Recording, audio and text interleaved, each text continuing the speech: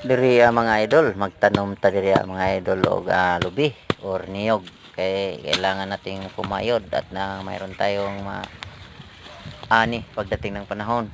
Yan, itong aming itatanim ngayon na niyog mga idol ay 4 years daw mamunga nanto. Kaya medyo hindi siya tumataas ng maigi. Bagay medyo mababa lang ang puno nito mga idol kaya ko nagustuhan tong itanim. Itak lang gamit natin. Kalimutan nga namin magdala ng okay, hindi tayo nakadala ng barita. Kaya ito lang gamit namin, itak muna. Barita, hindi tayo nakapagdala. Kaya itak lang muna ang gamit natin. Medyo tagal-tagal.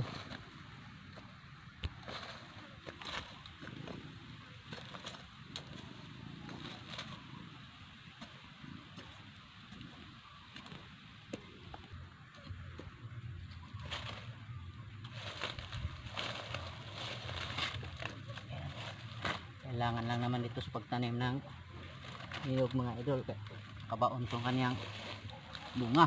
Yan, hindi nakalutang.